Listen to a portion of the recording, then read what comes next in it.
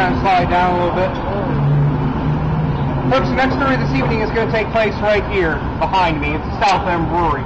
That building dates back to 1880 when it was originally constructed. Originally, it was a shipping warehouse run by Mr. Wagner. Now, if you needed something shipped somewhere, well, he was the guy to go to.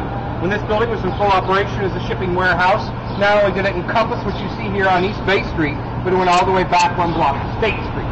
See, the back there with the arches is now condos, a one-bedroom starting at 1.5. And up here to the front, well, that's the South End Brewery. Dining on the first and second floor today, and on the third floor, a bar and billiards.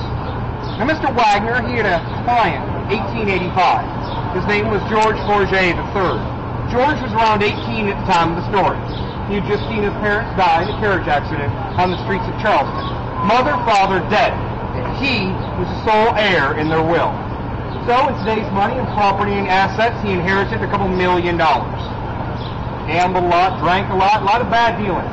The only thing he had left after all his bad dealings was his cotton plantation. He had to make sure that in 1885 his cotton crop produced a high yield so he could pay off the creditors and save the family home. So he went off to go cultivate his cotton crop. Unfortunately, boll weevil struck his cotton crop. Have you know boll weevils?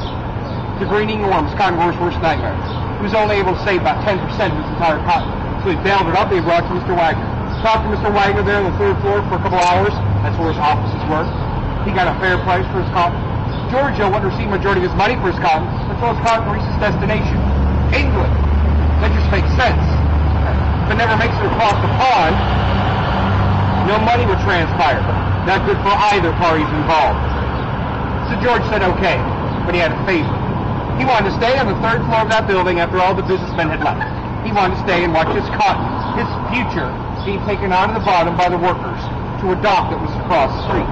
See, to the right of the now Vendu Inn used to be Mr. Wagner's wharf.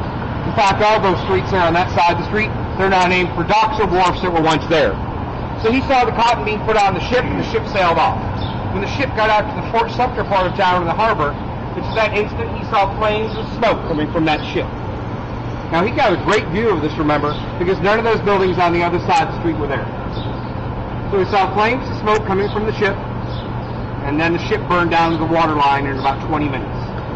Apparently, a sailor had carelessly knocked over a lantern, and that started the cotton on fire, and the whole ship went.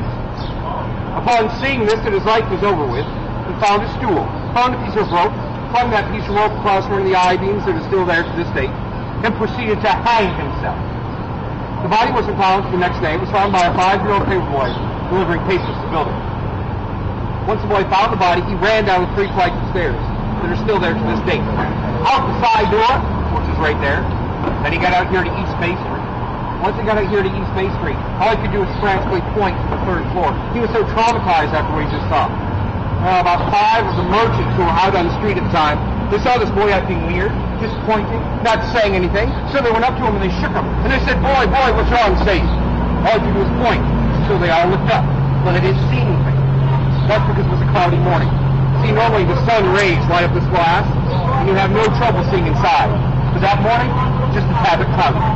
They stood in the street for about 15 minutes, and about the 16th minute passing, and on the second pass, the sun rays finally broke, went up that glass, and then when that happened, they could all see what that boy was so tragically pointing at. George's body dangling from the roof rafters on the 3rd floor. Legend has it that while eating here at the South End Brewery, playing a game of pool, or having a cocktail on the 3rd floor, and you feel a cool breeze come through that brickwork, mind you, an unnatural cool breeze, followed by maybe a tingling sensation going down your spine. The next thing you might see, as stated by several witnesses, is a silhouette, the shadow of George, which occasionally appears in the brickwork on the 3rd floor. Folks, if your curiosity gets the better of you, after the tour, come back. Take the elevator up to the 3rd floor. Exit out to the right. Where you see there's a bar in the corner. That bar marks the very spot where George hanged himself. George is still there to this day, haunting that old building, because he died a tragic death inside that old building when he hanged himself in 1885.